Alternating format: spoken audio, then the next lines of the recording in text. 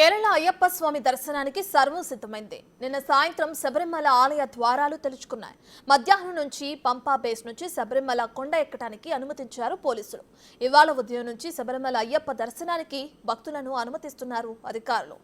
నేడు తెల్లవారుజామున 3 గంటలకు ఆలయ గర్భగుడిని ప్రధాన అర్చకుడు అరుణ్ కుమార్ నబూద్రి తెరుస్తామని ట్రావెన్కోర్ దేవస్థానం బోర్డు తెలిపింది.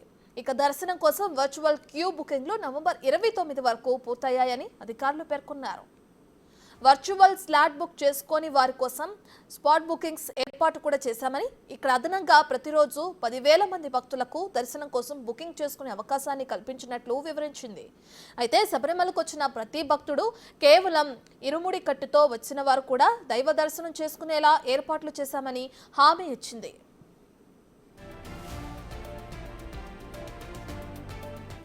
రద్దీ ఎక్కువైన పరిస్థితులను సమర్థవంతంగా నియంత్రించడానికి అదనపు ఏర్పాట్లు చేశామన్నారు అధికారులు. ఇవాళ ఉదయం నుంచే అధికారికంగా మండల ఫెస్టివ్ సీజన్ ప్రారంభమవుతుంది అన్నారు. ఇది వచ్చే నెల 26 వరకు కొనసాగనుంది. వచ్చే నెల 30న మకర విళక్కు సీజన్ ప్రారంభమై వచ్చే ఏడాది జనవరి 20 వరకు సాగుతుంది. ఈ ఫెస్టివ్ సీజన్లో ప్రతిరోజు 18 గంటల పాటు దర్శనాలకు అనుమతి ఉంటుంది.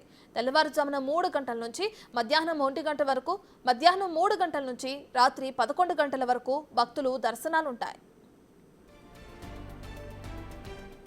ఈ సీజన్లో అయ్యప్ప స్వామిని దర్శించుకోవడానికి కేరళ, పొరుగు రాష్ట్రాల నుంచి పెద్ద మొత్తంలో భక్తులు తరలివచ్చే అవకాశం ఉన్నట్లు తెలుస్తుంది. దానికి అనుగుణంగా ఏర్పాట్లు చేశారు అధికారులు.